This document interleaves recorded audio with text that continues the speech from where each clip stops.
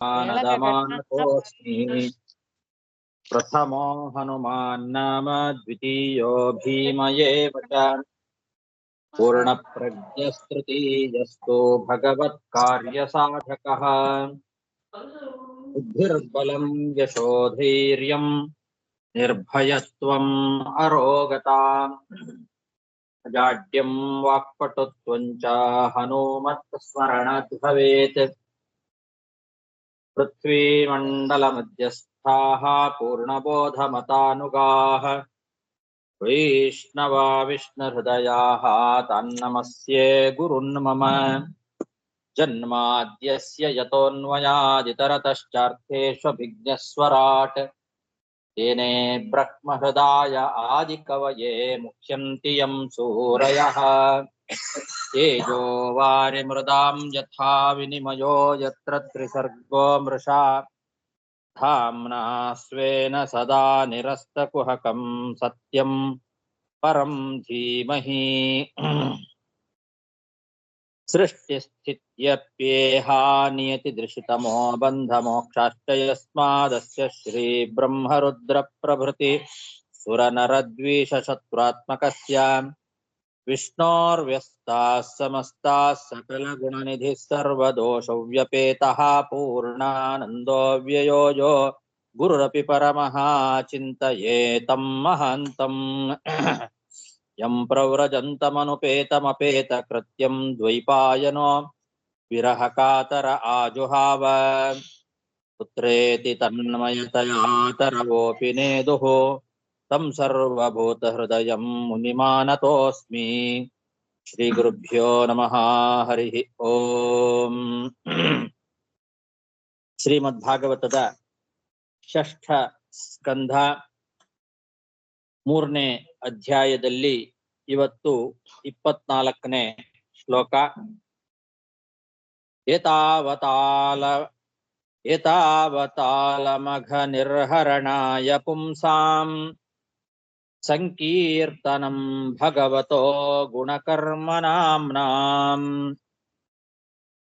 ವಿಕೃಷ್ಯ ಪುತ್ರಮಘವಾನ್ ಯದಜಾಮಿಳೋಪಿ ನಾರಾಯಣೇತಿ ಮ್ರಿಯಮಾಣ ಇಯಾಯ ಮುಕ್ತಿಂ.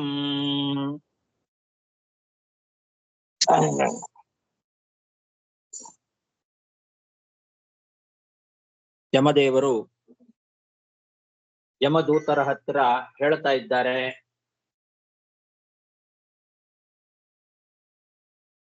ಭಗವಂತನ ನಾಮಸ್ಮರಣೆ ಅನ್ನೋದು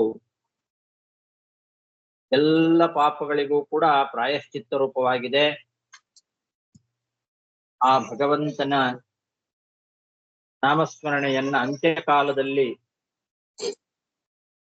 ಯಾರು ಮಾಡ್ತಾರೋ ಅವರ ಪಾಪಗಳೆಲ್ಲ ಪರಿಹಾರ ಆಗ್ತದೆ, ಅವರಿಗೆ ಯಮಲೋಕದ ದರ್ಶನ ಆಗೋದಿಲ್ಲ ಅಂತನ್ನೋ ವಿಷಯವನ್ನ ಸ್ಪಷ್ಟಪಡಿಸ್ಲಿಕ್ಕೋಸ್ಕರ ಭಗವಂತನ ಮಹಿಮೆಯನ್ನ ವರ್ಣನೆ ಮಾಡಿದರು. ಅಂತಹ ಭಗವಂತನ ನಾಮೋಚ್ಚಾರಣೆಯನ್ನ ಈ ಅಜಾಮಿಳ ಮಾಡಿ ಯಮಪಾಶದಿಂದ ಮುಕ್ತನಾದ, ನೀವೇ ನೋಡ್ರಿ ಅಂತ ಹಿಂದಿನ ಶ್ಲೋಕದಲ್ಲಿ ಹೇಳಿದ. ಪುತ್ರಕಾಹ ಪಶ್ಯತ, ನೋಡ್ರಿ ನಾಮೋಚ್ಚಾರಣ ಮಾಹಾತ್ಮ್ಯಂ, ಭಗವಂತನ ಆ ನಾಮೋಚ್ಚಾರಣದ ಮಾಹಾತ್ಮ್ಯನ್ನ ನೀವೇ ನೋಡ್ರಿ. ಅಜಾಮಿಳನು ಕೂಡ ಆ ಭಗವನ್ನಾಮದ ಬಲದಿಂದ ಯಮಪಾಶದಿಂದ ಮುಕ್ತನಾಗಿ ಬಿಟ್ಟ, ನೀವೇ ನೋಡ್ರಿ ಅಂತ ಹಿಂದೆ ಹೇಳಿದ. ಅದನ್ನ ಹಾಗೆ ಮುಂದುವರಿಸ್ತಾ ಹೇಳ್ತಾ ಇದ್ದಾನೆ. ಭಗವಂತನ ಆ ಗುಣ, ಕರ್ಮ, ನಾಮ ಇವುಗಳನ್ನ ಕೀರ್ತನೆ ಮಾಡೋದೇನಿದೆ ಅದೇ ಎಲ್ಲ ಜೀವರಿಗೆ ಪಾಪಗಳನ್ನ ಪರಿಹಾರ ಮಾಡ್ಕೊಳ್ಳಿಕ್ಕೆ ಮುಖ್ಯವಾದ ಸಮರ್ಥವಾದ ಸಾಧನ ಅಂತ. ಸಂಕೀರ್ತನಂ ಭಗವತಃ ಗುಣಕರ್ಮ ನಾಮ್ನಾಂ ಸಂಕೀರ್ತನಂ ಅಘ ನಿರ್ಹರಣಾಯ, ಪಾಪಗಳನ್ನ ಪರಿಹಾರ ಮಾಡ್ಕೊಳ್ಳಿಕ್ಕೆ ಅದೇ ಮುಖ್ಯವಾದ ಸಾಧನ. ಏತಾವತ ಅಲಂ ಅಂತಾನೆ. ಯಾಕೆ ಅಂದ್ರೆ ಪಾಪಿಯಾದಂತಹ ಅಜಾಮಿಳ ತಾನು ಸಾಯುವ ಕಾಲದಲ್ಲಿ ತನ್ನ ಮಗನನ್ನ ನಾರಾಯಣ ಅಂತ ಕೂಗಿ ಕರೆದ. ಭಗವಂತನ ನೆನಪಾಯಿತು ಅವನಿಗೆ. ಆ ಮಗನನ್ನ ನಾರಾಯಣ ಅಂತ ಕೂಗಿ ಕರೆದ ಕೂಡಲೇ ಭಗವಂತನ ಸ್ಮರಣೆ ಬಂದು ಭಗವಂತನ ಗುಣಕರ್ಮ ನಾಮ ಸಂಕೀರ್ತನೆಯನ್ನ ಮಾಡಿ ಅದರ ಬಲದಿಂದಲೇನೆ ಮುಕ್ತಿಯನ್ನ ಪಡೆದ ಅಂತ ಹೇಳ್ತಾ ಇದ್ದಾರೆ. ಮಗನನ್ನ ಅಲ್ಲಿ ಪುತ್ರಂ ಅಂತಿದೆ. ಪುತ್ರಂ ವಿಕೃಷ್ಯ, ಮಗನನ್ನ ಕರೆದು ಅಂತ. ಮಗನನ್ನ ಕರೆದರೂ ಕೂಡ ಮೋಕ್ಷವನ್ನ ಪಡೆದ ಅಂತ ಈ ಆಯ ಮುಕ್ತಿಂ ಅಂತ ಹೇಳಿದ ಹಾಗೆ ಮೇಲ್ನೋಟಕ್ಕೆ ಕಾಣಿಸ್ತದೆ. ಪುತ್ರಂ ವಿಕೃಷ್ಯ ಅಜಾಮಿಳೋಪಿ ಪುತ್ರಂ ವಿಕೃಷ್ಯ, ಮಗನನ್ನ ಕರೆದು ನಾರಾಯಣ ಅಂತ ಮಗನನ್ನ ಕರೆದು ಮುಕ್ತಿಯನ್ನ ಪಡೆದ ಅಂತ. ಮಗನನ್ನ ಕರೆದು ಮುಕ್ತಿಯನ್ನ ಪಡೆದದ್ದಲ್ಲ, ಮಗನನ್ನ ಕರೆಯುವ ನೆಪದಿಂದ ನಾರಾಯಣ ಅಂತ ಕರೆದ. ಭಗವಂತನ ನೆನಪಾಯಿತು, ಭಕ್ತಿಯಿಂದ ಸ್ಮರಣೆಯಿಂದ ನಾರಾಯಣನ ಸ್ಮರಣೆಯನ್ನ ಮಾಡಿದ್ರಿಂದ ಅಂತ ಇಟ್ಟುಕೊಳ್ಬೇಕು. ಅಘ ನಿರ್ಹರಣಾಯ ಏತಾವತ ಅಲಂ ಅಂತಿದೆ. ಇದು ಎಲ್ಲರಿಗೂ ಕೂಡ ಸಾಧಾರಣವಾಗಿ ಹೇಳಿದ್ದು. ಪಾಪವನ್ನ ಪರಿಹಾರ ಮಾಡಿಕೊಳ್ಳಿಕ್ಕೆ ಇಷ್ಟು ಸಾಕು ಅಂತ. ಭಗವಂತನ ನಾಮ ಸಂಕೀರ್ತನೆ ಅಂತನ್ನೋದು ಕೇವಲ ಪಾಪಗಳನ್ನ ಪರಿಹಾರ ಮಾಡ್ಕೊಳ್ಳೋ ಉದ್ದೇಶದಿಂದ ಮಾತ್ರ ಅಂತ ತಿಳಿಬಾರದು. ಅಷ್ಟೇ ಫಲ ಅಲ್ಲ ಅದಕ್ಕೆ. ಅಲ್ಪವಾದ ಫಲ ಪಾಪ ಪರಿಹಾರ ಮಾಡ್ಕೊಳ್ಳೋದು. ಆ ಉದ್ದೇಶದಿಂದ ಭಗವಂತನ ನಾಮ ಸಂಕೀರ್ತನೆಯನ್ನ ಮಾಡಬೇಕು ಅಂತ ಹಾಗೆ ಹೇಳೋದು ಸರಿಯಲ್ಲ. ಪಾಪ ಪರಿಹಾರ ಅನ್ನೋದು ಒಂದು ಅಲ್ಪವಾದ ಫಲ ಅಷ್ಟೇ. ನಿಜವಾದ ಫಲ ಮೋಕ್ಷವೇ. ಭಗವನ್ ನಾಮ ಸಂಕೀರ್ತನೆಯ ನಿಜವಾದ ಫಲ ಮೋಕ್ಷವೇ ಆಗಿದೆ. ಅದು ಮೋಕ್ಷ ಸಾಧನ. ಅದು ಯಾಕೆ ಅಂದ್ರೆ ಪುತ್ರಂ ವಿಕೃಷ್ಯ ಮುಕ್ತಿಂ ವಿಯಾಯ ಅಂತ, ಮಗನನ್ನ ಕರೆದು ಮೋಕ್ಷವನ್ನ ಹೊಂದಿದ ಅಂತ. ಇಷ್ಟೇ ಅದಕ್ಕೆ ನೇರವಾಗಿ ಮೇಲ್ನೋಟಕ್ಕೆ ಅರ್ಥ ಕಾಣಿಸ್ತದೆ. ಕೆಲವರು ಹಾಗೆ ವ್ಯಾಖ್ಯಾನ ಮಾಡಿದ್ದಾರೆ. ಮಗನನ್ನ ಕರೆದು ಮೋಕ್ಷವನ್ನ ಪಡೆದ, ಆದ್ರಿಂದ ಅದು ಮೋಕ್ಷಕ್ಕೆ ಸಾಧನ ಅಂತ.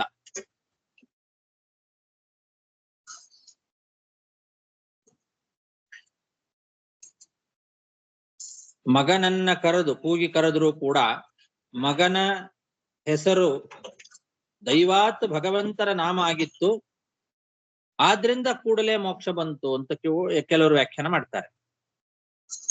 ಮಗನ ಹೆಸರು ಅದೃಷ್ಟವಶಾತ್ ಭಗವಂತನ ಹೆಸರೇ ಆಗ್ಬಿಟ್ಟಿತ್ತು, ಆದ್ರಿಂದ ಅವನಿಗೆ ಮೋಕ್ಷ ಸಿಕ್ತು ಅಂತ. ಅದು ಕೂಡ ತಪ್ಪು. ಭಕ್ತಿಯಿಂದ ಭಗವಂತನನ್ನ ಕೂಗಿ ಕರೆದ್ರೆ ಮಾತ್ರ ಮೋಕ್ಷ ಆಗ್ತದೆ. ಹಾಗೆ ಪಾಪವನ್ನ ಪರಿಹಾರ ಮಾಡ್ಕೊಳ್ಳಿಕ್ಕೂ ಕೂಡ ಇದೇ ರೀತಿ ಸಾಧನ. ಅಂದ್ರೆ ಭಕ್ತಿಯಿಂದ ಮೋಕ್ಷವನ್ನ, ಭಕ್ತಿಯಿಂದ ಭಗವಂತನ ನಾಮ ಸಂಕೀರ್ತನೆಯನ್ನ ಮಾಡ್ಬೇಕು.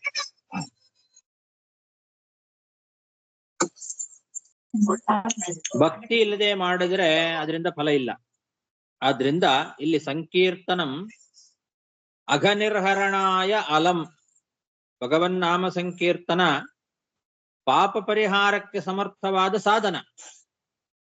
ಪುತ್ರಂ ವಿಕೃಷ್ಯಾಪಿ ಏತಾವತಾ ಮುಕ್ತಿಂ ವಿಯಾಯ, ಮಗನನ್ನ ಕರೆದರೂ ಕೂಡ ಆ ಹೆಸರು ಯಾವುದು ಮಗನ ಹೆಸರು ಭಗವಂತನ ಹೆಸರಾದ್ದರಿಂದ ದೈವಾತ್ ಭಗವಂತನ ನೆನಪಾಯ್ತು ಅವನಿಗೆ. ಹಾಗಿಟ್ಟುಕೊಳ್ಬೇಕು. ದೈವಾತ್ ಅದೃಷ್ಟ ಮೋಕ್ಷ ಸಿಕ್ಕಿದ್ದಲ್ಲ, ದೈವಾತ್ ಅವನಿಗೆ ಭಗವಂತನ ನೆನಪಾಯ್ತು. ನೆನಪಾದ್ದರಿಂದ ಭಗವನ್ನಾಮ ಗುಣನಾಮ ಸಂಕೀರ್ತನೆ ಮಾಡಿಯೇ ಅವನು ಮೋಕ್ಷವನ್ನ ಪಡೆದ ಅಂತ ಹೀಗೆ ಅರ್ಥ ಮಾಡಬೇಕು. ಹೊರತು ಮಗನನ್ನ ಕರೆದ, ಆ ಮಗನ ಹೆಸರು ದೈವಾತ್ ಭಗವನ್ನಾಮ ಆಗಿತ್ತು, ಆದ್ರಿಂದ ಮೋಕ್ಷ ಆಯ್ತು ಅಂತ ಇಷ್ಟೇ ಹಾಗೆ ತಿಳ್ಕೊಳ್ಬಾರ್ದು. ದೈವಾತ್ ಭಗವಂತನ ಹೆಸರಾದ್ದರಿಂದ ಭಗವಂತನ ನೆನಪಾಯ್ತು.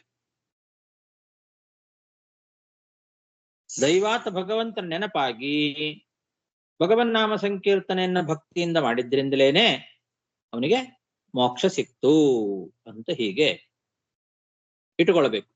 ಈ ರೀತಿ ಭಕ್ತಿಯಿಂದ ಅಜಾಮಿಳ ಅಂತ್ಯಕಾಲದಲ್ಲಿ ಮಾಡಿದ ಭಗವನ್ನಾಮ ಸ್ಮರಣೆಯಿಂದ ಅವನಿಗೆ ಮೋಕ್ಷ ಆಯ್ತು. ಹಾಗಾಗಿ ಕೇವಲ ಪಾಪವನ್ನ ಪರಿಹಾರ ಮಾಡಿಕೊಳ್ಳೋದಷ್ಟೇ ಭಗವನ್ನಾಮ ಸಂಕೀರ್ತನೆಯ ಉದ್ದೇಶ ಅಲ್ಲ, ಫಲ ಅಲ್ಲ. ಅದರ ನಿಜವಾದ ಫಲ ಮೋಕ್ಷವೇ. ಮೋಕ್ಷದಂತಹ ಉತ್ತಮವಾದ ಫಲ ಇದೆ ಅದಕ್ಕೆ ಭಗವನ್ನಾಮ ಸಂಕೀರ್ತನೆಗೆ, ಹೊರತು ಕೇವಲ ಅಲ್ಪವಾದ ಪಾಪ ಪರಿಹಾರ ಮಾಡುವ ಉದ್ದೇಶದಿಂದ ಭಗವನ್ನಾಮ ಸಂಕೀರ್ತನೆಯನ್ನ ಮಾಡಬೇಕು ಅಂತ ಹಾಗೆ ಇಟ್ಟುಕೊಳ್ಳಬಾರದು. ಏತಾವತಾಲಮಘ ನಿರ್ಹರಣಾಯ ಪುಂಸಾಂ ಸಂಕೀರ್ತನಂ ಭಗವತೋ ಗುಣಕರ್ಮನಾಮ್ನಾಂ ವಿಕೃಷ್ಯ ಪುತ್ರಮಘವಾನ್ ಯದಜಾಮಿಳೋಪಿ ನಾರಾಯಣೇತಿ ಮ್ರಿಯಮಾಣ ಯಾಯ ಮುಕ್ತಿಂ. ಆಚಾರ್ಯ, ಇಲ್ಲಿ ಆಹೂಹ್ಯ ವಿಕೃಷ ಅದು ಕರೆದ, ಬಟ್ ನಾಮ ಸಂಕೀರ್ತನ ಮಾಡುವಾಗ ಭಕ್ತಿಪೂರ್ವಕದಿಂದ ಎಲ್ಲ ಮಾಡಿದರೆ ಮೋಕ್ಷ ಬರುತ್ತೆ. ಬಟ್ ಅದು ಕರೆದಿದ್ರೆ ಅವನು ಅದು ಹೇಗೆ, ಅದು ಕೂಡ ನಾಮ ಸಂಕೀರ್ತನ, ಅಜಾಮಿಳ ಕೇಸಲ್ಲಿ ನಾಮ ಸಂಕೀರ್ತನೆ ಆಗತ್ತೆ ಅಂತ ಹೇಳ್ತಾರೆಯಾ? ಅವನು ಕರೆದದ್ದು ಮಗನನ್ನ ಕರಿಬೇಕು ಅನ್ನೋ ಉದ್ದೇಶದಿಂದಲೇ ಮೊದಲು ಅವನು ಕರೆದಾಗ ದೈವಾತ್ ಅವನಿಗೆ ಭಗವಂತನ ನೆನಪಾಯ್ತು. ಯಾಕೆ ಅಂದ್ರೆ ಆ ನಾಮ ಭಗವಂತನ ನಾಮ ಆಗಿತ್ತು. ಅಜಾಮಿಳ ತನ್ನ ಮಗನಿಗೆ ಇಟ್ಟ ಹೆಸರು ದೈವಾತ್ ಭಗವಂತನ ನಾಮ ಆಗಿತ್ತು. ಅವನು ಮಗನನ್ನ ಕರಿಬೇಕು ಅಂತ ನಾರಾಯಣ ಅಂತ ಕರೆದರೂ ಕೂಡ ಅವನಿಗೆ ದೈವಾತ್ ಭಗವಂತನ ನೆನಪಾಯ್ತು. ಹಾಗಿಟ್ಕೊಳ್ಬೇಕು. ಭಗವಂತನ ನೆನಪಾದದ್ದರಿಂದ ಭಕ್ತಿಯಿಂದ ಅವನು ಭಗವಂತನ ಸ್ಮರಣೆಯನ್ನ ಮಾಡಿದ. ಭಕ್ತಿಯಿಂದ ಮಾಡಿದ್ರಿಂದಲೇನೆ ಅವನಿಗೆ ಪಾಪಗಳು ಪರಿಹಾರ ಆಯ್ತು, ಮೋಕ್ಷ ಸಿಕ್ತು ಅಂತ ಇಟ್ಟುಕೊಳ್ಬೇಕು. ಮುಂದೆ ಮೋಕ್ಷ ಕೂಡಲೇ ಸಿಕ್ಕಿದ್ದಲ್ಲ, ಸ್ವಲ್ಪ ಅದಕ್ಕೆ ವ್ಯವಧಾನ ಇದೆ. ಹರಿದ್ವಾರಕ್ಕೆ ಹೋದ, ಸಾಧನೆ ಮಾಡಿದ ಅಂತೆಲ್ಲ ಹೇಳಿದ್ರಲ್ಲ. ಅದಾದ್ಮೇಲೆ ಅಂತೂ ಅವನಿಗೆ ಮೋಕ್ಷಕ್ಕೆ ಕಾರಣೀಭೂತವಾದಂತಹ ಪಾಪ ಪರಿಹಾರ ಆಯ್ತಲ್ಲ. ಅವಾಗ ಅದು ದೈವಾತ್ ಭಗವಂತನ ಸ್ಮರಣೆ ಆದ್ದರಿಂದ ಇಟ್ಟುಕೊಳ್ಬೇಕು. ಓಕೆ. ಸೊ ಭಗವಂತನ ನಾಮಸ್ಮರಣೆ, ಭಗವಂತನ ನಾವು ಸ್ಮರಣೆ ಮಾಡಬೇಕು, ಅದೇ ಮುಖ್ಯ ಇಲ್ಲಿ. ಓಕೆ, ಹೌದು. ಅದಕ್ಕೆ ಮಕ್ಕಳಿಗೆ ಭಗವಂತನ ನಾಮಗಳನ್ನ ಇಡಬೇಕು. ನಾವು ಮಕ್ಕಳನ್ನ ಕರೆಯುವಾಗ ಆ ನಾಮವನ್ನ ಹೇಳ್ತಾ ಇರುವಾಗ ಯಾವಾಗ ಕರೆದ್ರೂ ಆಗದೆ ಇದ್ರು ಕೂಡ ಯಾವಾಗಾದ್ರೂ ಇದು ಭಗವಂತನ ನಾಮ ಅಂತ ನೆನಪಾಗಿ ಭಗವಂತನ ಸ್ಮರಣೆ ಆಗೋದುಂಟು. ಭಕ್ತಿ ಇದ್ರೆ, ಅದೃಷ್ಟ ಇದ್ರೆ ಭಗವಂತನ ಸ್ಮರಣೆ ಆಗ್ತದೆ.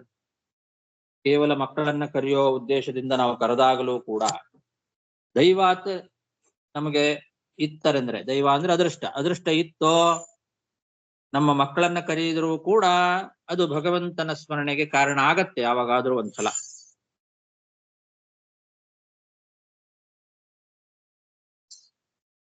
ಪ್ರಾಯೇಣ ವೇದ ತದಿದಂ ನಮಃ ಜನೋಯಂ ದೇವ್ಯಾ ವಿಮೋಹಿತ ಮತಿರ್ಬತ ಮಾಯಯಾಲಂ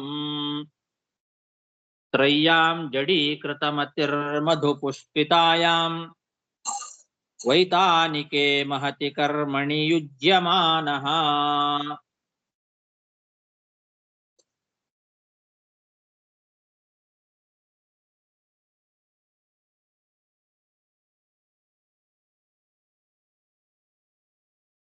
ಈ ಹಿಂದೆ ಏನ್ ಹೇಳಿದ್ರು, ಅಘನಿರ್ಹರಣಾಯ ಅಂತಂದ್ರೆ ಪಾಪವನ್ನ ಪರಿಹಾರ ಮಾಡ್ಕೊಳ್ಳಿಕ್ಕೆ ಮುಖ್ಯವಾದ ಸಾಧನ ಭಗವಂತನ ನಾಮ ಸಂಕೀರ್ತನೆ ಅಂತ ಅಲ್ಲ.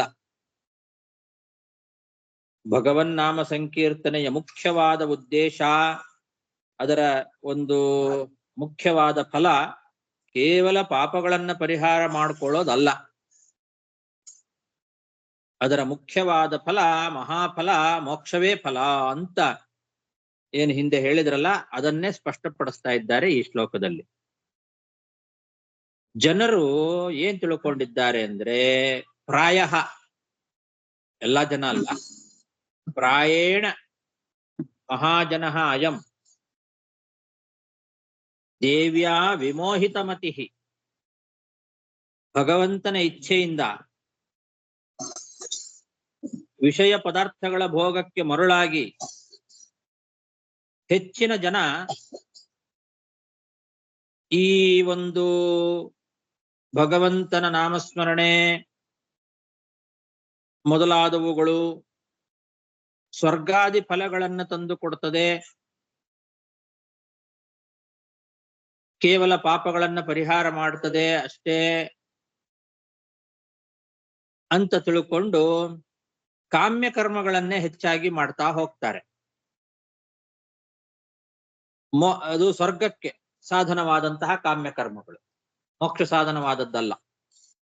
ಕಾಮ್ಯ ಕರ್ಮಗಳು ಅದೇನು ಮಾಡ್ತದೆ, ನಮಗೆ ಸ್ವರ್ಗವನ್ನ ತಂದು ಕೊಡ್ತದೆ, ಪಾಪಗಳನ್ನ ಪರಿಹಾರ ಮಾಡಿ ಸ್ವರ್ಗವನ್ನ ತಂದು ಕೊಡುತ್ತದೆ. ಆದರೆ ಮಹಾ ಕಷ್ಟ. ಕಾಮ್ಯ ಕರ್ಮಗಳನ್ನ ಮಾಡೋದು ಅಷ್ಟು ಸುಲಭ ಇಲ್ಲ. ಬಹಳ ಕಷ್ಟದಿಂದ ಸಾಧ್ಯವಾದಂತಹ ಕಾಮ್ಯ ಕರ್ಮಗಳನ್ನ ಮಾಡಿ ಮೋಕ್ಷವನ್ನ, ಇದು ಸ್ವರ್ಗವನ್ನ ಪಡಿತಾರೆ. ಸ್ವರ್ಗಕ್ಕೆ ಸಾಧನವಾದಂತಹ ಬಹಳ ಕಷ್ಟದಿಂದ ಸಾಧ್ಯವಾದಂತಹ ಕಾಮ್ಯ ಕರ್ಮಗಳನ್ನ ಹೇಳುತ್ತಾ ಇದೆ ವೇದಗಳು ಅಂತ ತಿಳ್ಕೊಂಡ್ಬಿಟ್ಟಿದ್ದಾರೆ. ವೇದ ಅದನ್ನ ಹೇಳ್ತಾ ಇಲ್ಲ. ನಿಜವಾಗ್ಲು ವೇದ ಹೇಳ್ತಾ ಇರೋದು ಮೇಲ್ನೋಟಕ್ಕೆ ಹಾಗೆ ಕಾಣ್ತದೆ. ಸ್ವರ್ಗ ಕಾಮೋ ಯಜೇತ ಅಂತ ವಾಕ್ಯಗಳಿದ್ದಾವೆ. ಯಾಗ ಮಾಡಬೇಕು ಅಂತ. ಯಾಗ ಮಾಡೋದು ಅಷ್ಟು ಸುಲಭವಾದ ಕೆಲಸ ಏನಲ್ಲ, ಬಹಳ ಕಷ್ಟಕರವಾದ ಕೆಲಸ, ಆಯಾಸದಿಂದ ಸಾಧ್ಯ. ಅದು ತುಂಬಾ ಆಯಾಸ ಆಗತ್ತೆ ಮಾಡಬೇಕು ಅಂತಂದ್ರೆ.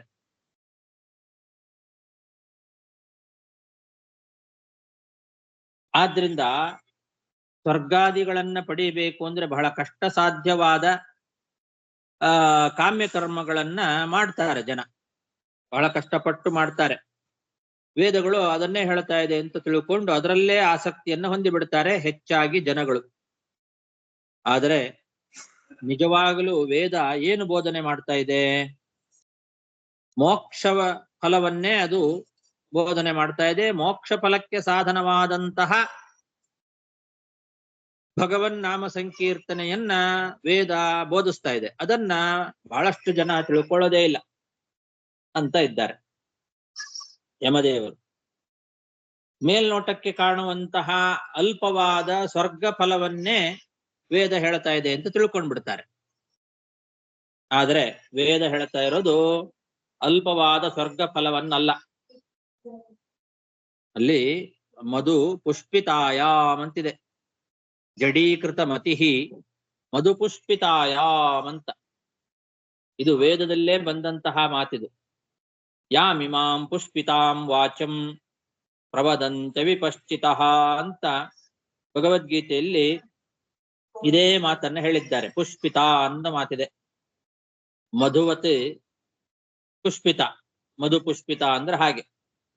ಪುಷ್ಪಿತಾಂ ವಾಚಂ ಅಂತಂದ್ರೆ ಬಹಳ ಸೊಗಸಾಗಿ ಕಾಣ್ತದೆ. ವೇದ ನಮಗೆ ಸ್ವರ್ಗಾದಿ ಫಲಗಳನ್ನ ಹೇಳುತ್ತದೆ.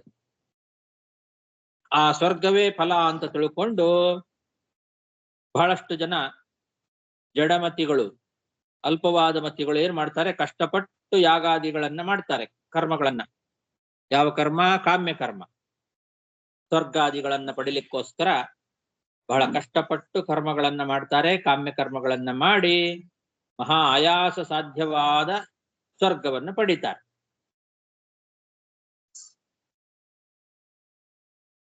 ಆದ್ರೆ ವೇದ ಈ ರೀತಿ ಕಷ್ಟಪಟ್ಟು ಯಾಗಾದಿಗಳನ್ನ ನೀವು ಮಾಡಿ ಸ್ವರ್ಗವನ್ನ ಪಡೀರಿ ಅಂತ ಹೇಳ್ತಾ ಇಲ್ಲ.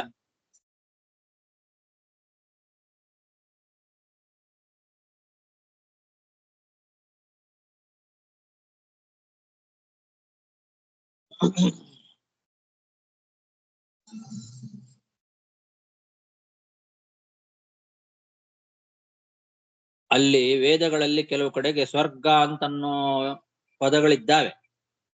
ಸ್ವರ್ಗ ಕಾಮಃ ಯಜೇತ ಅಂತಾನೆ ಇದೆ ನಿಜ. ಅಲ್ಲಿ ಸ್ವರ್ಗ ಅಂದ್ರೆ ಮೋಕ್ಷ ಅಂತ ಅರ್ಥ.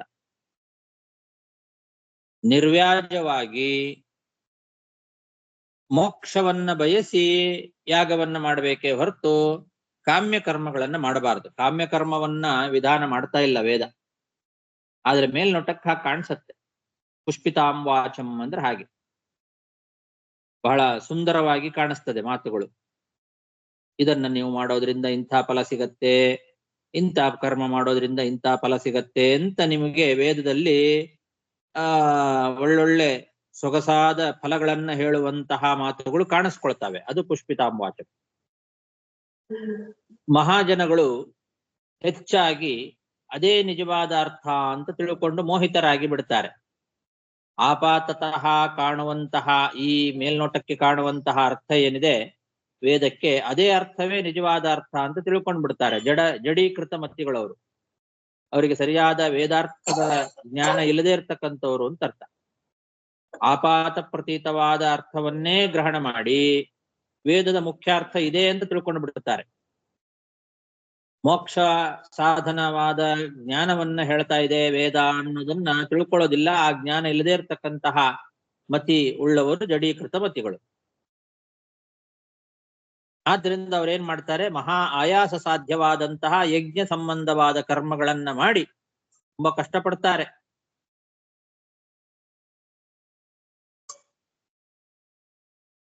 ಅದೇ ಫಲ, ಅದನ್ನೇ ಹೇಳ್ತಾ ಇದೆ ವೇದ ಅಂತಾನೆ ತಿಳ್ಕೊಂಡು ಬಿಡ್ತಾರೆ.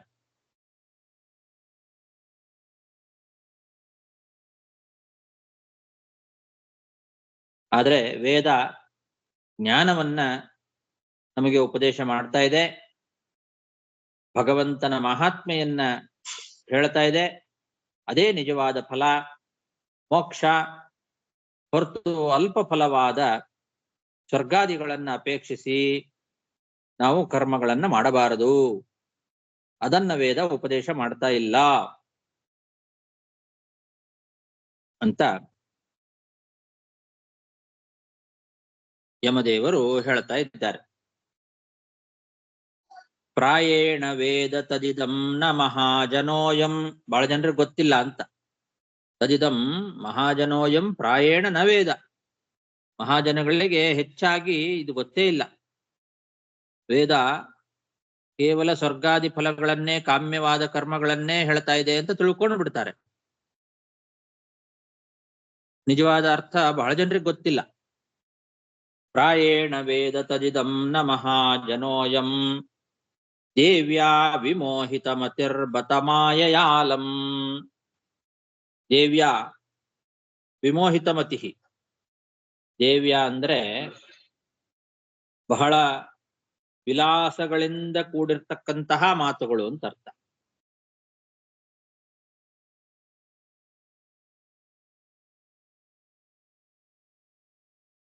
ವಿಜಯಧ್ವಜರು ದೇವ್ಯಾ ಅನ್ನೋದಕ್ಕೆ ಬಹುವಿಧ ವಿಲಾಸೋಪೇತಯ ಅಂತ, ಪುಷ್ಪಿತಾಯಾಮ್ ಅಂತಿದೆ ಅಲ್ಲ, ಒಳ್ಳೆ ಪುಷ್ಪಿತವಾದ ಮಾತುಗಳು. ಮಧು ಪುಷ್ಪಿತಾಯಾಮ್ ಸ್ವರ್ಗಾದಿ ಪುಷ್ಪ ಪ್ರಕಾಶಿಕಾಯಾಮ್. ಸ್ವರ್ಗ ಮೊದಲಾದಂತಹ ಫಲಗಳನ್ನ ಪ್ರಕಾಶಗೊಳಿಸ್ತಕ್ಕಂತಹ ಮಾತುಗಳು. ಅದು ವೈತಾನಿಕೆ ಅಂದ್ರೆ ವೇದವಿಹಿತೆ ಅಥವಾ ಯಜ್ಞ ಸಂಬಂಧಿನಿ. ವೇದದಲ್ಲಿ ಹೇಳಿರ್ತಕ್ಕಂತಹ ಮಾತುಗಳು ಅಥವಾ ಯಜ್ಞಕ್ಕೆ ಸಂಬಂಧಪಟ್ಟಂತಹ ಮಾತುಗಳು. ವಿತಾನ ಅಂತಂದ್ರೆ ಯಜ್ಞ ಅಂತನೂ ಅರ್ಥ ಇದೆ, ವೇದ ಅಂತ ಕೂಡ ಇದೆ. ವೇದವಿಹಿತವಾದ ಯಜ್ಞ ಸಾಧನವಾದಂತಹ ಕೆಲಸಗಳು, ಅದನ್ನೇ ಪ್ರೇರಣೆ ಮಾಡ್ತಾ ಇದೆ ವೇದ, ಅದನ್ನೇ ತಿಳಿಸ್ತಾ ಇದೆ ಅಂತ ತಿಳ್ಕೊಳ್ತಾರೆ. ದೇವ್ಯಾ ವಿಮೋಹಿತ ಮತಿರ್ಬತ ಮಾಯಯಾಲಂ ತ್ರಯ್ಯಾಂ ಜಡೀಕೃತ ಮತಿರ್ಮಧು ಪುಷ್ಪಿತಾಯಾಂ ವೈತಾನಿಕೆ ಮಹತಿ ಕರ್ಮಣಿ ಯುಜ್ಯಮಾನಃ. ಬಹಳಷ್ಟು ಜನ ಇದನ್ನೇ ಮಾಡ್ತಾ ಇದ್ದಾರೆ. ಅದಕ್ಕೆ ಮಹಾಜನೋಯಂ ಅಂತಾರೆ. ಪ್ರಾಯೇಣ ನ ವೇದ. ಬಹಳ ಜನರಿಗೆ ಗೊತ್ತಿಲ್ಲ ವೇದದ ನಿಜವಾದ ಅರ್ಥ. ವೇದ ಸ್ವರ್ಗಾದಿ ಫಲಗಳನ್ನೇ ಹೇಳ್ತಾ ಇದೆ ಅಂತಾನೆ ಬಹಳಷ್ಟು ಜನ ತಿಳ್ಕೊಂಡು ಮಹಾ ಆಯಾಸ ಸಾಧ್ಯವಾದಂತಹ ಈ ಕಾಮ್ಯ ಕರ್ಮಗಳನ್ನು ಮಾಡ್ತಾರೆ.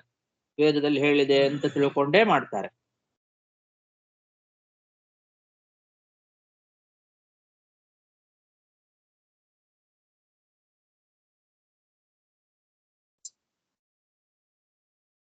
ಏವಂ ವಿಮೃಶ್ಯ ಸುಧಿಯೋ ಭಗವಂತ್ಯನಂತೆ ಸರ್ವಾತ್ಮನಾ ವಿದಧತೆ ಖಲು ಭಾವಯೋಗಂ ತೇ ಮೇ ನ ದಂಡಮರ್ಹಂತ್ಯಥ ಯದ್ಯಮೀಷಾಂ ಸ್ಯಾತ್ ಪಾತಕಂ ತದಪಿ ಹಂತ್ಯುರುಗಾಯವಾದಃ.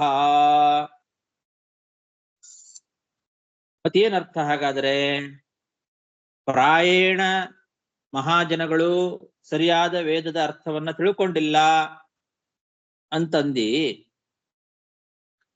ಮತ್ತೆ ನಿಜವಾದ ಅರ್ಥವನ್ನ ಯಾರು ತಿಳ್ಕೊಳ್ತಾರೆ? ಏನು ನಿಜವಾದ ಅರ್ಥ ವೇದಕ್ಕೆ ಅನ್ನೋದನ್ನ ಇಲ್ಲಿ ಯಮದೇವರು ಸ್ಪಷ್ಟಪಡಿಸ್ತಾ ಇದ್ದಾರೆ.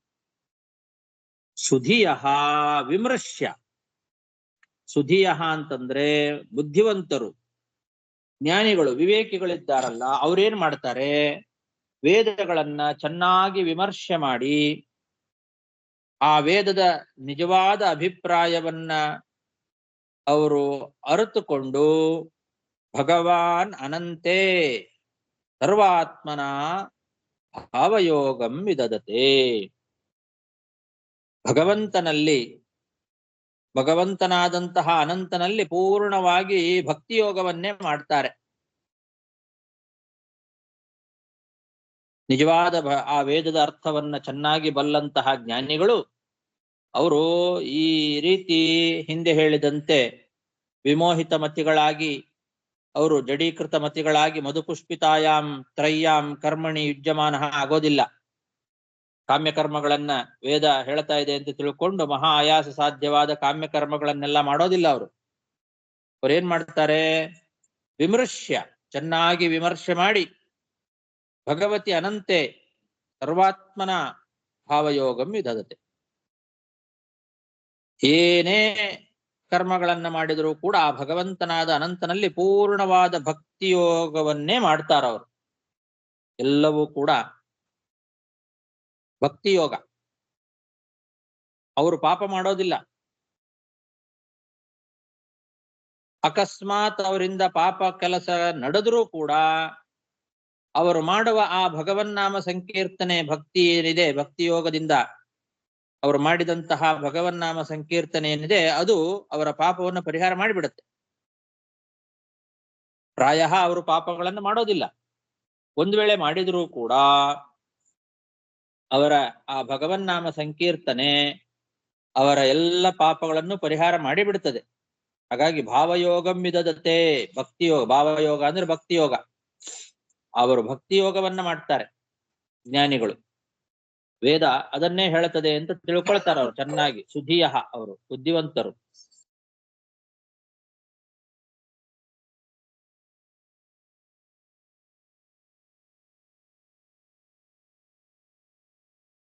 ಅನಂತೆ ಅಂತಿದೆ ಇಲ್ಲಿ.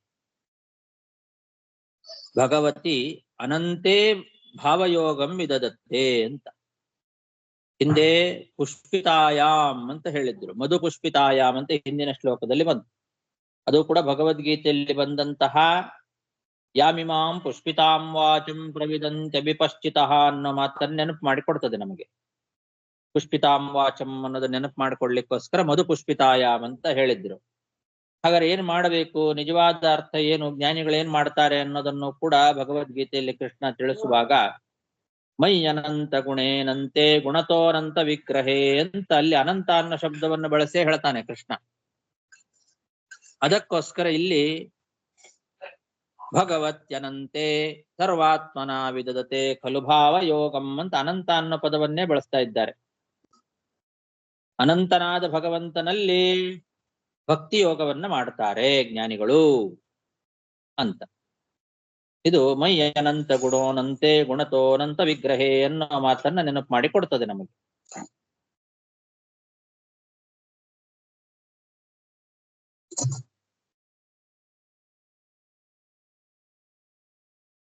ತೇಮೇ ನ ದಂಡಂ ಅರ್ಹಂತಿ ಅಂದ್ರೆ ಅವರು ಪಾಪ ಮಾಡೋದಿಲ್ಲ ಅಂತ ಅರ್ಥ.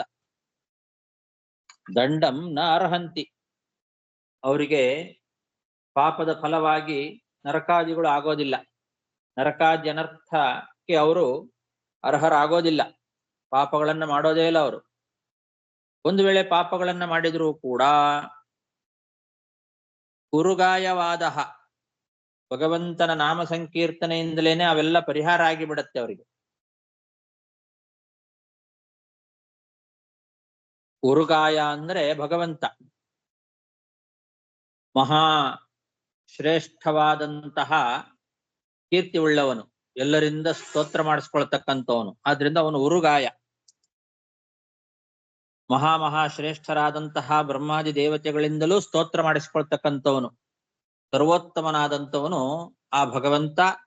ಅವನು ಉರುಗಾಯ. ಆ ಉರುಗಾಯವಾದ ಅಂದ್ರೆ ಆ ಶ್ರೇಷ್ಠನಾದ ಸರ್ವೋತ್ತಮನಾದ ಭಗವಂತನ ನಾಮ ಸಂಕೀರ್ತನೆ, ಅದು ಉರುಗಾಯವಾದ. ಆ ಉರುಗಾಯವಾದ ಹಂತಿ ಪಾತಕಂ ಹಂತಿ, ಎಲ್ಲಾ ಪಾಪಗಳನ್ನು ಪರಿಹಾರ ಮಾಡಿಬಿಡ್ತದೆ ಅವರು. ಅವರೆಷ್ಟೇ ಪಾಪಗಳನ್ನ ಮಾಡಿದ್ರೂ ಕೂಡ ಆ ಪಾಪಗಳನ್ನೆಲ್ಲ ಪರಿಹಾರ ಮಾಡಿಬಿಡುತ್ತೆ. ಯಾಕೆ ಅಂದ್ರೆ ಅವರು ಭಕ್ತಿ ಯೋಗದಿಂದ ಭಗವಂತನ ನಾಮ ಸಂಕೀರ್ತನೆಯನ್ನು ಮಾಡಿರ್ತಾರೆ. ಅವರು ಕಾಮ್ಯ ಕರ್ಮಗಳನ್ನ ಮಾಡೋದಿಲ್ಲ.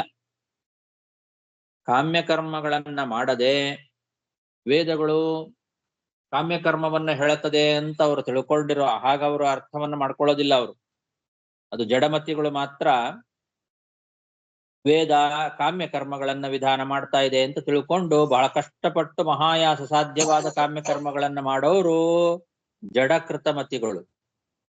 ಅವರಿಗೆ ಸರಿಯಾದ ವೇದಾರ್ಥ ಜ್ಞಾನ ಇಲ್ಲ ಅವರಿಗೆ. ಅಂಥವ್ರು ಮಾತ್ರ ಹಾಗೆ ಮಾಡ್ತಾರೆ. ಸುಧಿಯ ಯಾರು ಜ್ಞಾನಿಗಳಿದ್ದಾರೆ ಅವರು ವಿಮರ್ಶ್ಯ, ವೇದಗಳನ್ನ ಚೆನ್ನಾಗಿ ವಿಮರ್ಶೆ ಮಾಡಿ ವೇದ ಕಾಮ್ಯ ಕರ್ಮಗಳನ್ನ ಹೇಳ್ತಾ ಇಲ್ಲ ಅಂತ ತಿಳಿದು ನಿರ್ವ್ಯಾಜವಾದ ಭಕ್ತಿಯಿಂದ ಅವರು ಭಗವಂತನಲ್ಲಿ ಮಹಾಯೋಗವನ್ನ ಮಾಡಿ, ಅಂದ್ರೆ ಭಕ್ತಿ ಯೋಗವನ್ನ ಮಾಡಿ ಭಗವಂತನ ನಾಮ ಸಂಕೀರ್ತನೆಯನ್ನ ಮಾಡುತ್ತಾರೆ. ಆ ರೀತಿ ಯಾರು ಭಗವಂತನ ನಾಮ ಸಂಕೀರ್ತನೆಯನ್ನ ಮಹಾಭಕ್ತಿಯಿಂದ ಮಾಡ್ತಾರೋ ಅವರು ಪಾಪಗಳನ್ನ ಮಾಡೋದೇ ಇಲ್ಲ. ಒಂದು ವೇಳೆ ಮಾಡಿದ್ರು ಅವರಿಗೆ ಆ ಪಾಪ ಅನ್ನೋದು ಅಂಟೋದಿಲ್ಲ, ಅವರಿಗೆ ಅದು ನರಕಕ್ಕೆ ಕಾರಣ ಆಗೋದಿಲ್ಲ. ಯಾಕೆ? ಉರುಗಾಯವಾದ ಅಷ್ಟು ಶ್ರೇಷ್ಠವಾದದ್ದು. ಸರ್ವೋತ್ತಮನಾದ ಭಗವಂತನ ನಾಮ ಸಂಕೀರ್ತನೆ ಅವರಿಗೆ ಪಾಪವನ್ನು ಅಂಟದೇ ಇರುವಂತೆ ಮಾಡಿಬಿಡ್ತದೆ. ಅವರು ಮಾಡಿದ ಆ ಭಕ್ತಿಯಿಂದ ಮಾಡುವ ನಾಮ ಸಂಕೀರ್ತನೆಗೆ ಅಷ್ಟು ಫಲ ಇದೆ. ಅವರಿಗೆ ಪಾಪಗಳು ಅಂಟೋದೇ ಇಲ್ಲ. ಪಾಪ ಅನ್ನೋದು ಮಾಡಿದರೂ ಕೂಡ ಅದು ನರಕಾದಿ ಅನರ್ಥಗಳಿಗೆ ಅದು ಸಾಧನ ಆಗೋದಿಲ್ಲ ಅಂತ ಹೀಗೆ ಸ್ಪಷ್ಟವಾಗಿ ನರಕದಲ್ಲಿ ಶಿಕ್ಷೆಯನ್ನ ಕೊಡುವಂತಹ ಯಮದೇವರೇ ಯಾರಿಗೆ ನರಕ ಶಿಕ್ಷೆಯನ್ನು ಕೊಡೋದಿಲ್ಲ ಅನ್ನೋದನ್ನು ಸ್ಪಷ್ಟವಾಗಿ ತಿಳಿಸ್ತಾ ಇದ್ದಾರೆ. ಭಕ್ತಿ ಯೋಗ ಅಷ್ಟು ಶ್ರೇಷ್ಠವಾದದ್ದು. ಇಲ್ಲಿ ಭಾವಯೋಗಂ ಅಂತ ಇದೆ. ಭಾವಯೋಗ ಅಂದ್ರೆ ಭಕ್ತಿ ಯೋಗ ಅಂತ ಅರ್ಥ. ಭಾವೋ ಭಕ್ತಿ ಸಮುದ್ದಿಷ್ಟ ಅಂತ ಮಾತಿದೆ. ಭಾವ ಅಂದ್ರೆ ಭಕ್ತಿ ಅಂತ ಅರ್ಥ. ಹಾಗಾಗಿ ಭಗವತಿ ಭಾವಯೋಗಂ ಅಂದ್ರೆ ಭಕ್ತಿ ಯೋಗಂ. ಭಗವತಿ ಅನಂತೆ ಭಾವಯೋಗಂ ಇದದತೆ. ಭಕ್ತಿ ಯೋಗವನ್ನ ಮಾಡ್ತಾರವರು ಜ್ಞಾನಿಗಳು ಸುದಿಯ. ಅದನ್ನ ಮಾಡಬೇಕು ಅಂತ ಗೊತ್ತಾಗ್ತಾ ಇದೆ ನಮಗಿವಾಗ. ವೇದಗಳು ಆ ಭಕ್ತಿ ಯೋಗವನ್ನೇ ತಿಳಿಸ್ತಾ ಇದೆ ಹೊರತು ಕೇವಲ ಕಾಮ್ಯ ಕರ್ಮಗಳನ್ನ ತಿಳಿಸ್ತಾ ಇಲ್ಲ. ಅದೆಲ್ಲ ಮೇಲ್ನೋಟಕ್ಕೆ ಕಾಣುವ ಅರ್ಥ ವೇದಕ್ಕೆ. ವೇದವನ್ನ ಚೆನ್ನಾಗಿ ವಿಮರ್ಶೆ ಮಾಡಿ ತಿಳ್ಕೊಳ್ಬೇಕು ಹೊರತು ಮೇಲ್ನೋಟಕ್ಕೆ ಕಾಣುವ ಅರ್ಥವನ್ನ ತಿಳ್ಕೊಂಡು ಅವ್ರು ಹೇಳಿದ್ರು ಇವ್ರು ಹೇಳಿದ್ರು ಅದಕ್ಕೋಸ್ಕರ ಈ ಯಾಗ ಮಾಡ್ರಿ, ಇದಕ್ಕೋಸ್ಕರ ಅದನ್ನ ಮಾಡ್ರಿ, ಇದನ್ನ ಮಾಡ್ರಿ ಅಂತ ಹೇಳಿ ಫಲವನ್ನ ಉದ್ದೇಶ ಇಟ್ಟುಕೊಂಡು ಯಾವುದೇ ರೀತಿಯಾದ ಕರ್ಮಗಳನ್ನ ಮಾಡಬಾರದು. ಅದನ್ನ ವೇದ ಹೇಳ್ತಾನೂ ಇಲ್ಲ. ವೇದ ಹೇಳೋದು ಭಕ್ತಿ ಯೋಗವನ್ನ, ಅದನ್ನ ಚೆನ್ನಾಗಿ ಪಂಡಿತರಿಂದ ತಿಳಿದು ಸಜ್ಜನರಿಂದ ಜ್ಞಾನಿಗಳಿಂದ ತಿಳ್ಕೊಂಡು ಅದನ್ನ ಮಾಡಬೇಕು. ಭಕ್ತಿ ಯೋಗವನ್ನೇ ಮಾಡಬೇಕು. ಜ್ಞಾನಿಗಳು ಅದನ್ನೇ ಮಾಡ್ತಾರೆ. ಆ ರೀತಿ ಮಾಡೋರಿಗೆ ಪಾಪವೇ ಇಲ್ಲ. ಏವಂ ವಿಮೃಶ್ಯ ಸುಧಿಯೋ ಭಗವಂತ್ಯನಂತೆ ಸರ್ವಾತ್ಮನಾ ವಿದಧತೆ ಖಲು ಭಾವಯೋಗಂ ತೇಮೇನ ದಂಡಮರ್ಹಂ ತ್ಯಥ ಯದ್ಯಮೀಶಾಂ ಸ್ಯಾತ್ಪಾತಕಂ ತದಪಿ ಹಂತ್ಯುರುಗಾಯವಾದಃ. ಶ್ರೀಕೃಷ್ಣಾರ್ಪಣಮಸ್ತು. Sir, 24ನೇ ಶ್ಲೋಕದಲ್ಲಿ ಬಂದು ದೈವ ವಶಾತ್ ಬಂದು ಜ್ಞಾಪ ಬಂತು, ದೇವರ ಮೇಲೆ ಸ್ಮರಣ ಬಂತು ಒಂದು ಮಾತು ಹೇಳಿರಲಿಲ್ಲ. ಹರೇ ನಮಃ ಆಚಾರ್ಯ, ನಮಸ್ಕಾರ. ಭಾಗವತದಲ್ಲಿ ಬಂದು ನಿಮ್ಮ 18ನೇ ಅಧ್ಯಾಯದಲ್ಲಿ ಬಂದು 15ನೇ ಶ್ಲೋಕ, ಶರೀರ ವಾಂಗ್ಮನೋಭಿರ್ ಯತ್ ಕರ್ಮಂ ಆರಭತೆ ನರಹ ನ್ಯಾಯಂ ವಾ ವಿಪರೀತಂ ವಾ ಪಂಚೈತೆ ತಸ್ಯ ಹೇತವಃ. ಪಂಚ ಹೇತು ಕೊಡ್ತಾರೆ. ಒಂದು ಬಂದು ಅದೃಷ್ಟ, ಅಲ್ಲಿ ದೈವ ಅಂತ ಹೇಳ್ತಾರೆ, ರೈಟ್? ಅದು ಅದೇ ತರ ಹೇಳ್ತಾರಲ್ಲ ಅಲ್ಲಿಯೂ. ಎಲ್ಲಿ ಎಷ್ಟನೇ ಅಧ್ಯಾಯ ನೀವು ಹೇಳ್ತಾ ಇರೋದು? ಭಗವದ್ಗೀತಾ 18ನೇ ಅಧ್ಯಾಯ, ಭಗವದ್ಗೀತೆ. ರೈಟ್, 15ನೇ ಶ್ಲೋಕ. ಸೊ ಪಂಚೈತೆ ತಸ್ಯ ಹೇತವಃ, ಅದಕ್ಕೆ ಒಂದು ಅಧಿಷ್ಠಾನ, ಕರ್ತ, ಕಾರಣ, ರೈಟ್, ಚೇಷ್ಟ ಮತ್ತು ಅದೃಷ್ಟ. ಅದೃಷ್ಟ ಅಂಬುದು ದೈವ ಅಂತಿದ್ದಾರೆ ನಿಮಗೆ ನೋಡ. ಇದು ಇದ್ರತ ನಿಮಗೆ ಬಂದು ಸಿಕ್ಕಾದು. ಅದೇ. ನಮಸ್ಕಾರ ಗುರುಗಳೇ.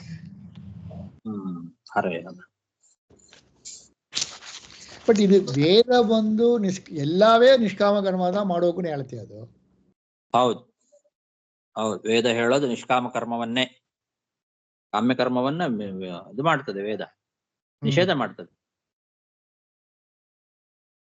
ಸೊ ಈ ಪುರಾಣದಲ್ಲೆಲ್ಲ ಈ ನಾವು ಸತ್ಯನಾರಾಯಣ ಪೂಜೆ ಮಾಡ್ತೇವೆ, ಆ ಪೂಜೆ ಮಾಡ್ತೇವೆ, ಈ ಪೂಜೆ ಮಾಡ್ತೇವೆ, ಅದೆಲ್ಲ ಬಂದು ಹೆಂಗೆ ತಗೊಬೇಕು ನಾವು? ಅದು ಹಾಗೆ, ಅವೆಲ್ಲ ವೇದಾರ್ಥ ನಿರ್ಣಾಯಕವಾದ ಗ್ರಂಥಗಳು ಪುರಾಣಗಳೆಲ್ಲ. ಹಾಗಾಗಿ ಪುರಾಣದಲ್ಲಿ ಬರುವ ಆ ರೀತಿ ಪುಷ್ಪಿತವಾದ ಮಾತುಗಳನ್ನು ಕೂಡ ಈ ರೀತಿಯಾಗಿ ಅರ್ಥೈಸ್ಬೇಕು. ಅಲ್ಲಿಯೂ ಕೂಡ ಸ್ವರ್ಗ ಅಂತಂದ್ರೆ ಮೋಕ್ಷವೇ. ಓಕೆ.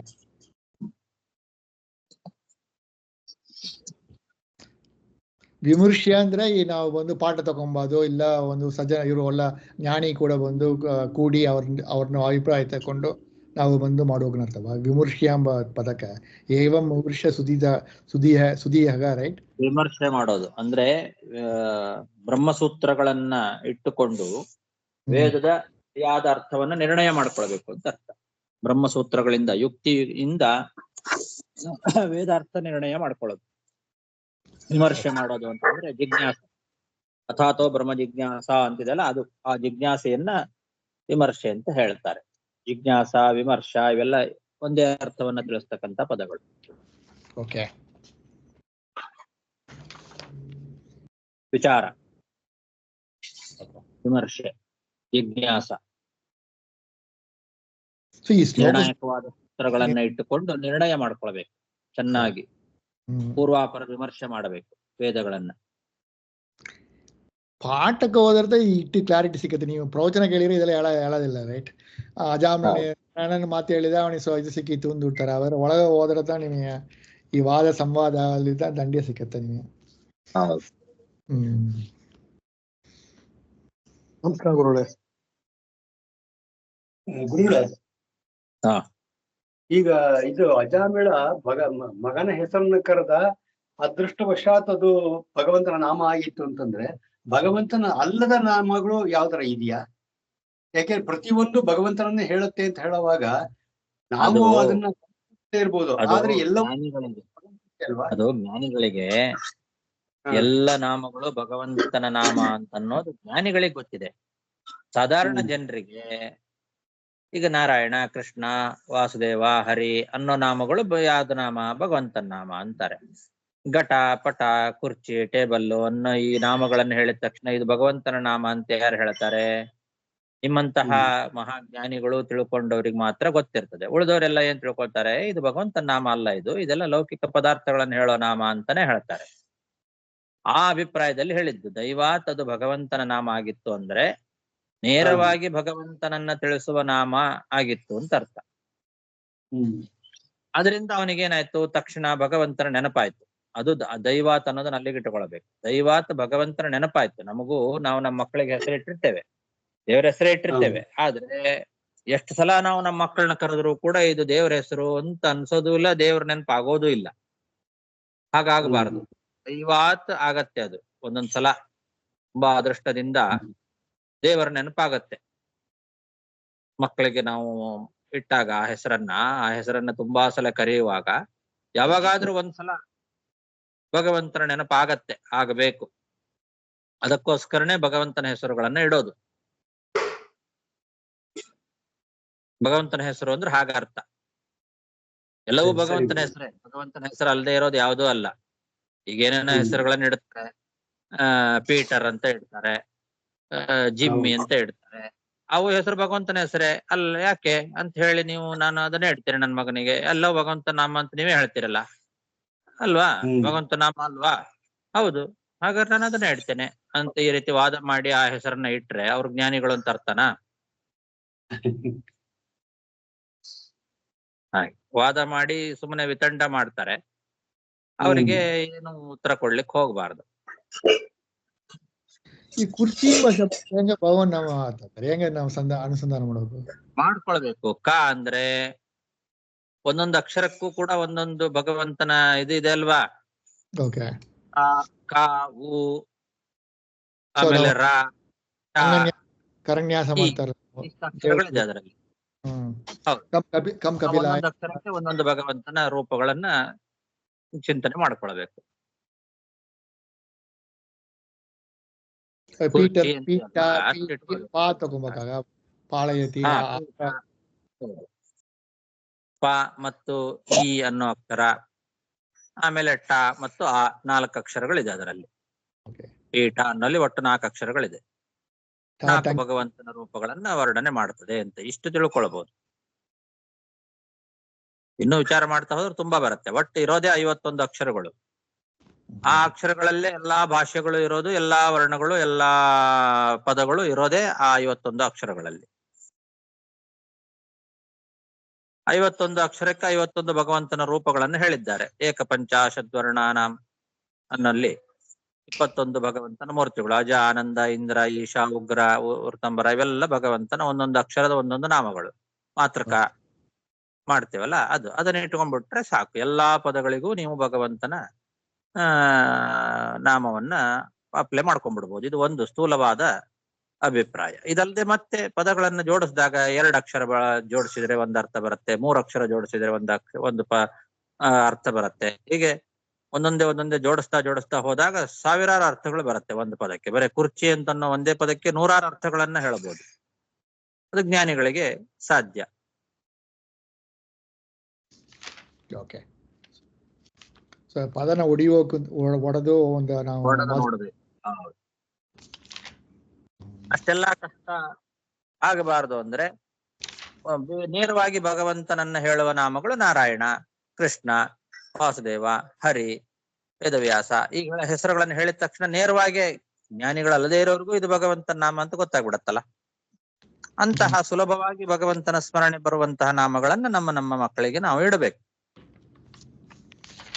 ಸೊ ಇದೆಲ್ಲ ಅಭಿಪ್ರಾಯ ಇಟ್ಟಿದ್ದ ಒಂದು ನಾವು ದೇವ್ರ ಪೂಜೆಲಿ ಬಂದು ಈ ಮಾತೃನ್ಯಾಸ, ಆಮೇಲೆ ಬಂದು ಈ ಅಜಾದಿ ಶತದೇವತಾ ರೂಪ ನಾವು ಆಂ ಅಜಾಯ ನಮಃ, ಆಂ ಆನಂದಾಯ ನಮಃ ಹೇಳ್ತಾ ಇರಲ್ಲ ನಾವು. ಸೊ ಇದೆಲ್ಲ ನಾವು ಬಂದು ಆ ಒಂದು ಉದ್ದೇಶದಿಂದ ನಾವು ಇದೆಲ್ಲ ಮಾಡ್ತೇವೆ ನಾವು.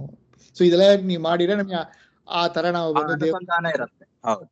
ಎಲ್ಲ ವೇದಗಳು, ಎಲ್ಲ ಪದಗಳು, ಒಂದೊಂದು ಅಕ್ಷರಗಳು ಭಗವಂತನನ್ನೇ ಹೇಳುತ್ತದೆ ಅನ್ನೋ ಅನುಸಂಧಾನ ಇರ್ತದೆ. ನಮಗೆ ಇರಬೇಕದು ಯಾವಾಗಲೂ.